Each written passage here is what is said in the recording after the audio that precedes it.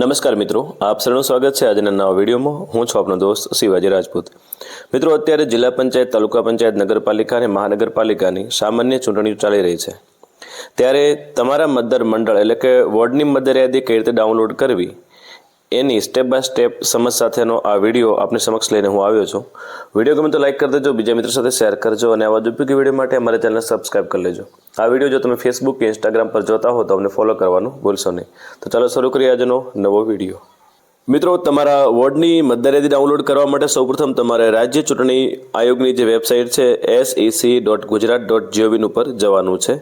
એના ઉપર ક્લિક કરશો એટલે એક આ પ્રકારનો ઇન્ટરફેસ આવશે, હોમ પેજ, જેમાં તમારે સ્ક્રોલ કરી નીચે જશો એટલે અહીં ડાઉનલોડ ઇલેક્ટોરલ રોલ એવું લખેલું છે, એના ઉપર તમારે ક્લિક કરવાનું છે। અહીં ડાઉનલોડ ઇલેક્ટોરલ રોલ ઉપર એના ઉપર ક્લિક કરશો એટલે એક આ પ્રકારનું પેજ ઓપન થશે। અહીંથી તમે કોર્પોરેશન, નગરપાલિકા અને જિલ્લા તાલુકા પંચાયતની વોર્ડની મતદાર યાદી ડાઉનલોડ કરી શકો છો। અહીં આપણે જિલ્લા તાલુકા પંચાયત માટે ઉપર ક્લિક કરીશું। ત્યારબાદ તમારો જે પણ જિલ્લો હોય પસંદ કરવાનો છે।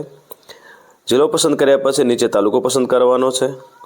તાલુકો પસંદ કર્યા પછી મતદાર મંડળ એટલે કે વોર્ડ પસંદ કરવાનો છે। અહીં વાવ તાલુકાની અંદર કુલ તાલુકા પંચાયતની 16 સીટો છે, તેમાંથી જે પણ તમારે સીટ લાગુ પડતી હોય એ પસંદ કરવાની છે। જો તમારે તાલુકો પંચાયતની મોરીખા સીટ લાગુ પડે છે તો મોરીખા પસંદ કરવાનું છે। મોરીખાની 11 નંબરની સીટ ઉપર તમે જોશો તો અહીં 6 વોર્ડ આવેલા છે, એટલે કે એમાં જે પણ ગામોનો સમાવેશ થાય છે એ વોર્ડ વાઇઝ વિભાજિત કરેલા છે। તો એમાંથી તમારે જે પણ લાગુ પડતો હોય ગામ એનો વોર્ડ એ પસંદ કરી એ તમારે ડાઉનલોડ કરવાનો છે। મિત્રો, ડાઉનલોડ કરતાં પહેલાં સૌપ્રથમ તમારે ઉપર જે કેપ્ચા કોડ છે એન્ટર કરવાના છે, તો આપણે કેપ્ચા કોડ એન્ટર કરી દઈએ। તમે જે પણ તમને લાગુ પડતો વોર્ડ હોય એની મતદાર યાદી ડાઉનલોડ કરવા માટે જે 100 લખેલું છે એના ઉપર ક્લિક કરવાનું છે। અહીં 100 ઉપર ક્લિક કરશો એટલે આ જે મેઇન મતદાર યાદી છે એ ડાઉનલોડ થશે। ત્યારબાદ સાથે સપ્લિમેન્ટરી જે મતદાર યાદી છે એ પણ આવેલી છે।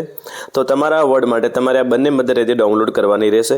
સૌપ્રથમ આપણે મેઇન ઉપર ક્લિક કરી 100 ઉપર ક્લિક કરશું તો 100 ઉપર ક્લિક કરતા સાથે જ એક PDF જે છે ડાઉનલોડ થશે। તો મિત્રો, અહીં તમે જોઈ શકો છો કે અહીં વિભાગ નંબર 6/7 લખેલું છે, ગુજરાત વિધાનસભા 7 વાવ મતદાર વિભાગની 2026 સાલની વાવ તાલુકાના રાવળા ગામની મતદાર યાદી ઉપરથી તૈયાર કરેલ વાવથરા જિલ્લા પંચાયત અને વાવ તાલુકા પંચાયતની મતદાર યાદીની 2026ની વાવથરા જિલ્લા પંચાયત મતદાર વિભાગ 16 માળકા એટલે કે જે માળકા સીટમાં જિલ્લા પંચાયતની માળકા સીટમાં આ ગામનો સમાવેશ થાય છે એ અને વાવ તાલુકા પંચાયત મતદાર વિભાગ નંબર 11 મોરીખા, મતલબ કે આ તાલુકા પંચાયત અને જિલ્લા પંચાયત બંનેની સંયુક્ત મતદાર યાદી ડાઉનલોડ થઈ ગઈ છે। તો મિત્રો, આ રીતે તમે તમારા તાલુકા પંચાયતની વોર્ડ નંબરની મતદાર યાદી ડાઉનલોડ કરશો એટલે એમાં જિલ્લા પંચાયતનો જે પણ ભાગ સમાવેશ થતો હશે એ પણ બતાવશે।